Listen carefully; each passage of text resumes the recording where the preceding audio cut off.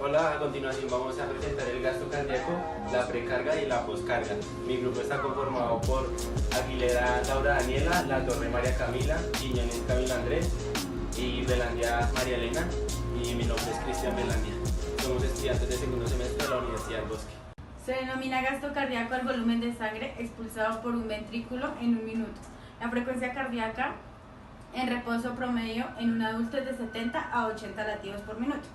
El primer mecanismo compensatorio para aumentar el aporte de oxígeno a los tejidos es el incremento de la frecuencia cardíaca. Las variables que afectan al volumen sistólico son la precarga, la poscarga y la contractibilidad. El producto de la frecuencia cardíaca y el volumen sistólico dan un gasto cardíaco promedio de 5.500 mililitros. Esto quiere decir 5.5 litros por minuto.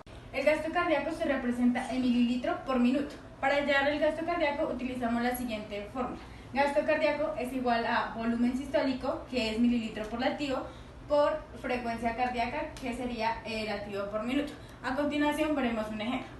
En un hombre adulto promedio en reposo, el volumen sistólico es de cerca de 70 mililitros por latido y la frecuencia cardíaca es de 75 latidos por minuto. Entonces, para hallarlo ponemos gasto cardíaco es igual a los 70 mililitros por latido por los 75 latidos por minuto. Esto nos da 5.250 mililitros por minuto. Como es por litro, entonces debemos pasar el mililitro a litro, que sería 5.25 litros por minuto. Regulación del gasto cardíaco. Un corazón sano va a bombear sangre que entró a sus cámaras durante la diástole previa. En otras palabras, si retorna más sangre en la diástole, se eyecta más sangre en la sístole siguiente. En reposo, la descarga sistólica es del 50 al 60% del volumen del fin del diástole, debido a que un 40 a un 50% de la sangre permanece en los ventrículos luego de cada contracción. 3 factores regulares el volumen sistólico. Asegurar que los ventrículos izquierdo y derecho bombean el mismo volumen de sangre. El primer, precarga, el grado de estiramiento de un corazón antes de que comience a contraerse. El segundo es contractilidad, la fuerza de contracción de las fibras musculares ventriculares individuales. Y el tercero, poscarga, la presión que debe ser superada antes que la eyección de la sangre de los ventrículos pueda producirse. En cardiología, la ley de Frank Starling establece que el corazón posee una capacidad intrínseca de responder a volúmenes crecientes de flujo sanguíneo, es decir, cuanto más se llena de sangre un ventrículo durante la diástole, mayor será el volumen de sangre expulsado durante el subsecuente contracción sistólica. Es una medición o estimación del volumen ventricular al final de la diástole y depende del estiramiento del músculo cardíaco previo a la contracción. Una precarga mayor en las fibras musculares cardíacas antes de la contracción aumenta su fuerza de contracción. Esto podría compararse con el estiramiento de una banda elástica, pues cuanto más se estira la banda, con más fuerza volverá a su lugar de reposo. Dentro de ciertos límites, cuanto más se llene de sangre el corazón durante la diástole, mayor fuerza de contracción ejercerá durante la sístole. Esta relación se conoce con el nombre de ley de Frank Starling del corazón. La precarga es proporcional al volumen de fin de diástole, que es el volumen de sangre que llena los ventrículos al final de la diástole. Normalmente, debido a esto, a mayor volumen de fin de diástole, mayor es la fuerza que desarrollará el corazón en la contracción siguiente. Dos son los principales factores determinantes del volumen de fin de diástole. El primero es la duración de la diástole ventricular y el segundo, el retorno venoso, que es el volumen de sangre que retorna el ventrículo derecho. Cuando aumenta la frecuencia cardíaca, la diástole se acorta. Menor tiempo de llenado significa menor volumen de fin de diástole. Y los ventrículos se contraen antes de estar llenos. Por el contrario, cuando aumenta el retorno venoso, llega un mayor volumen de sangre a los ventrículos y se incrementa el volumen de fin de diástole. La contractilidad es el segundo factor que influye sobre el volumen sistólico, es la contractilidad miocárdica, la fuerza de contracción a una determinada precarga.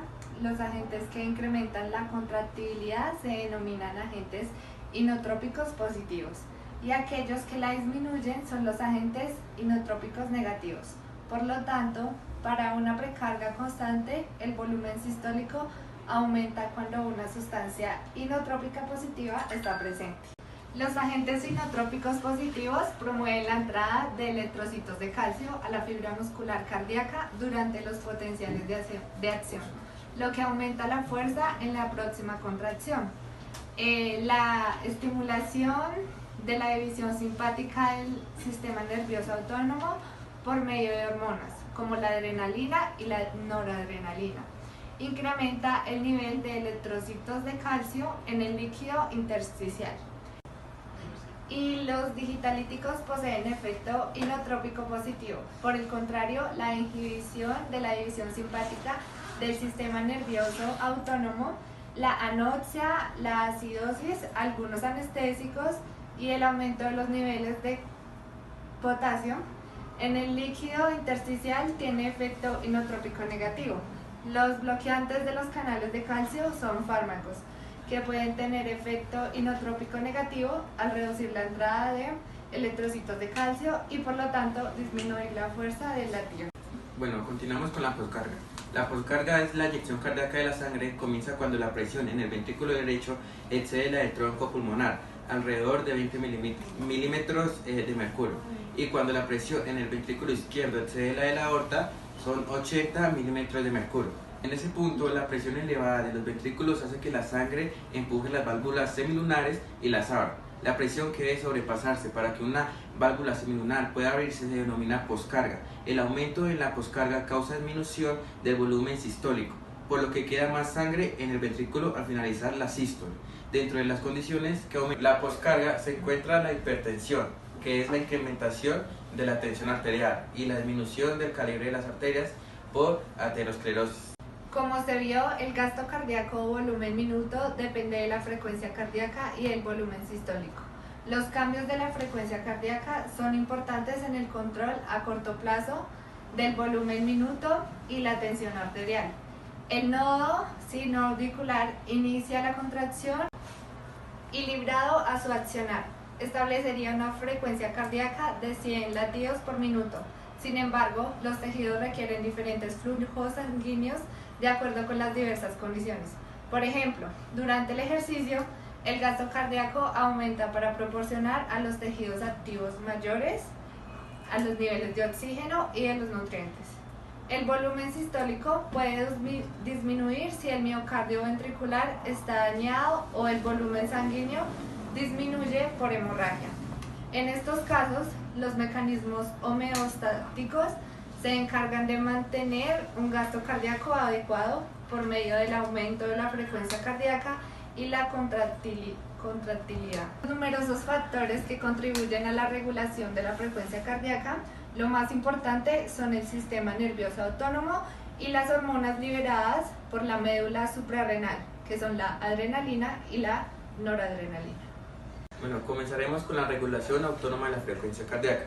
El centro cardiovascular del lóbulo raquídeo es el principal sitio de regulación nerviosa de la actividad cardíaca. Esta región del tronco encefálico recibe aferencias de numerosos receptores sensitivos y centros cerebrales superiores, como el sistema límbico y la corteza cerebral.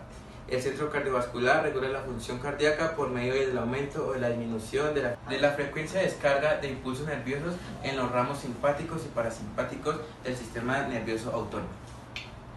Los impulsos nerviosos parasimpáticos llegan al corazón por medio de los nervios vagos, derecho e izquierdo. Los axones vagales terminan en el nodo sinoauricular y en el nodo auriventricular y en el miocardio auricular. Liberan acetilcolina, la cual reduce la frecuencia cardíaca mediante la disminución de la frecuencia de despolarización espontánea en las fibras aurorítmicas. Como solo unas pocas fibras parasimpáticas inervan el músculo ventricular, los cambios en el en la actividad parasimpática tienen poco impacto sobre la contractibilidad ventricular. Regulación química de la frecuencia cardíaca. Ciertas sustancias químicas influyen tanto fisiológicamente básica del músculo cardíaco como en la frecuencia cardíaca. Por ejemplo, la hipoxia son los bajos niveles de oxígeno, la acidosis, el pH disminuido, la alcalosis, pH elevado, determinan la actividad cardíaca. Varias hormonas y cationes tienen importantes efectos sobre el corazón. Hablaremos sobre las hormonas, como la adrenalina y la noradrenalina. En la médula suprarrenal aumentan la contractibilidad cardíaca. Estas hormonas estimulan las fibras musculares cardíacas de manera semejante a la de la noradrenalina liberada por las terminaciones nerviosas simpáticas. El ejercicio, el estrés y la excitación causan liberación de dichas hormonas por parte de la médula suprarrenal. Las hormonas tiroideas también aumentan la contractibilidad y las frecuencias cardíacas. Un signo de hipertiroidismo, incremento excesivo de las hormonas tiroideas. Es la taquicardia, quiere decir taqui, rápido, que aumenta la frecuencia cardíaca de reposo.